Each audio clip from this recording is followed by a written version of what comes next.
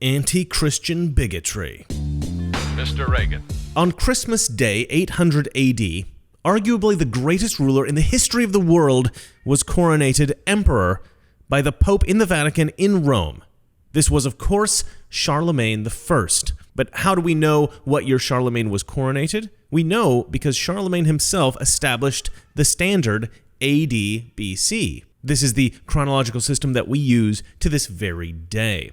This was an important standard to establish because scholars throughout the Western world before this time had used a variety of non-standard dating systems, often based on local events or the reign of a local ruler.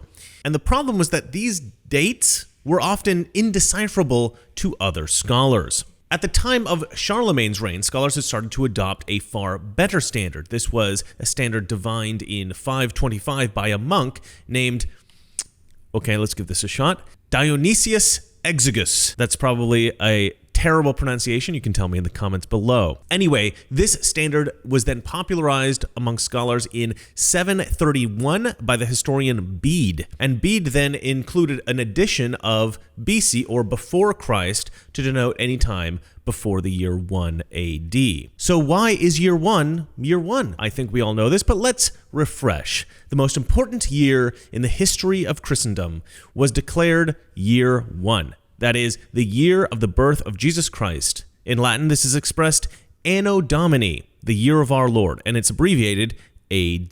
This standard eventually became so ubiquitous that it is now the standard all over the world. But there is a problem. Some people don't use it.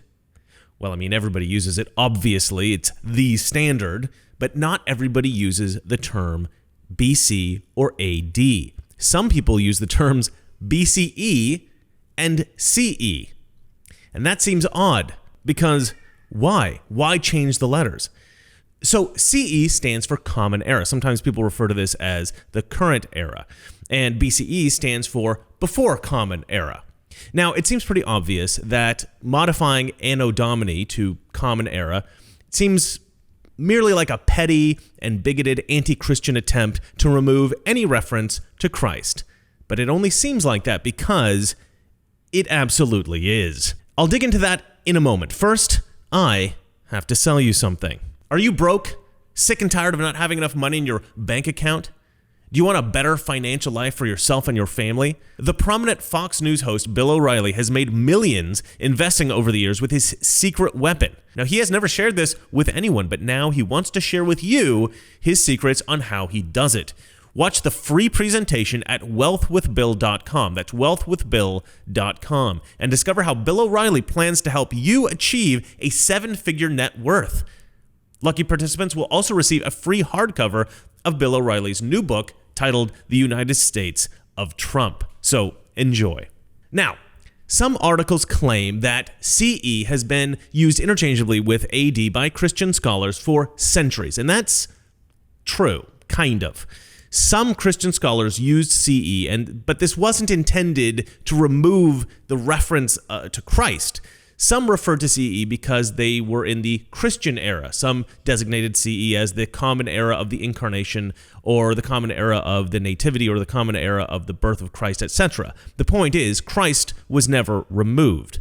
But this CE designation was, ironically, not common at all. Barely anybody ever used this. And BC and AD was the standard for hundreds of years. It's not until the modern day that CE has become so popularized. Just look through Wikipedia. It's littered with CE and BCE references. Pretty much every academic journal, it's all exclusively CE and BCE. And this relatively contemporary switch is purely and simply a bigoted anti-Christian removal of Christ from the dating standard. Of course, atheist academics will protest. Oh no, we're not bigots. The whole point of removing Christ from the dating system is to be more inclusive. We want those who are not Christians to feel comfortable using the dating standard. Really? So basically, the premise of the argument is that non-Christians are so hateful of Christianity that they can't even say words that reference Christ. And so we have to accommodate these bigots by changing the names that we have of things. Because the feelings of anti-Christian bigots must be accommodated. And that is precisely what's going on here. Although many of the articles about CE BCE will reference Johann Kepler, the real adopters of the CE BCE variant were 19th century Jews who did not want to reference Christ in their writings. This, to me, is the foulest kind of bigotry. And it's shocking to me that in 2020, in our so-called woke culture, that we've accepted this hateful erasure of the Christian naming of a scientific standard developed by European Christians. It would be like refusing to use the word jazz because it was developed by black people.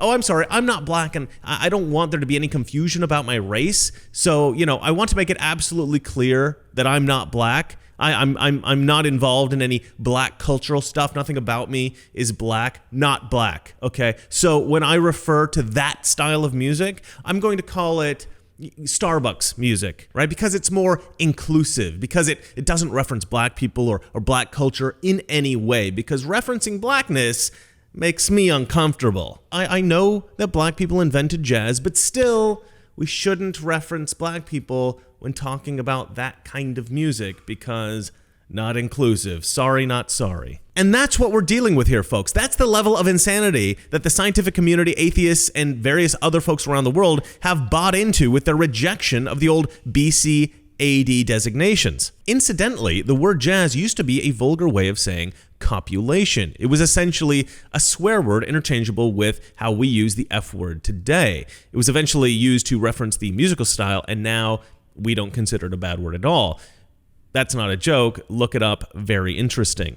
But the truth is, just about everything that we say is culturally derived. I mean, if we're going to remove any kind of cultural references to anything, I guess we can't use the 7-day work week anymore because that was derived from the 7 days of creation of Christian and Jewish tradition. And if we can't say BC and AD because they're not inclusive, we've got to change the names of the days of the week. Tuesday is named for the Germanic pagan god Tu, or in Norse mythology, Tyr. Wednesday was named for the god Woden, or in Norse, Odin. Thursday is, of course, Thor's Day. Friday is Frisia's Day. And, of course, Saturday is named for the Roman god Saturn. Now, I am neither an adherent of the Roman Hellenistic religion, nor do I practice the ancient German pagan religion, so I guess we can't use any of those because not inclusive. In fact, we should just stop speaking English altogether because we're not all from England, okay? It's clearly not inclusive. I guess we all have to start speaking Esperanto, the language of George Soros and the stupidest language ever invented. Now, at about this point, you might be thinking, is it really that big of a deal? And the answer is yes. Yes, it is. But I can understand the thinking behind the skepticism. You might say, well, you're just being overly sensitive like the leftist snowflakes. But actually, I'm not. Firstly, as I indicated with the jazz example, this is a pretty sinister thing to do. To erase the cultural history of an idea, an invention, a scientific standard, a musical style, whatever, to erase the cultural history of such a thing by renaming it, there's no reason for it other than hateful bigotry. If somebody could give me a compelling reason to do such a thing besides the bullshit excuse of cultural inclusion, perhaps I'd be more sympathetic to the idea. But this is the cultural equivalent of being punched in the face repeatedly and merely accepting this because the excuse given was that other people aren't comfortable with how handsome I am, and so I have to accept the erasure of my dashing features for the sake of inclusion. I'm sorry, but I'm not just going to sit there and be punched. I'm going to stop you punching me because I'm not a complete idiot. Or at least that's what I encourage people to believe. So no, we shouldn't stop using the word jazz because it was invented by black people. And we should not stop using the names of Germanic pagan and Roman gods for the days of the week. And we shouldn't avoid using BC and AD because they reference Christianity. The left is always going on about how we need to celebrate different cultures. Well, how about celebrating our own culture for once? Europeans have a rich, exciting, fascinating history, and it should be learned and appreciated and shown a small modicum of respect. This Navajo blanket sold at auction for almost $2 million. And look, the fascination that people have today of primitive cultures is a natural one. But this fascination for the primitive often eclipses the respect we have for the far more advanced civilization of our own ancestors. To put this in perspective, this blanket was woven in the mid-19th century, around 1850. At that time, Europeans had developed artistic masterpieces like this cathedral, or this still life, or this portrait of Conan O'Brien. Europeans had developed calculus, Newtonian physics, binary code, photography, anesthesia, antiseptics, antibiotics, vaccinations, newspapers and novels, and printed books of all kinds. Europeans had invented the telescope, trains, balloons, mechanical clocks, eyeglasses, ball bearings, microphones, the mercury thermometer, soda pop, mechanical calculators, revolvers, indoor plumbing, the typewriter, the electric battery, and the internal combustion engine. And all this came out of Christian Europe. So maybe we should stop trying to devalue the Christian European contribution to humanity and instead confidently recognize that just about all the cool stuff we have in the world came from that Christian European culture. So let's stop writing CE and BCE, and let's show a little respect to those who developed that standard. Let's go back to the original AD BC. And remember, it's not that our liberal friends are ignorant. It's just that they're Christian-hating atheist bigots.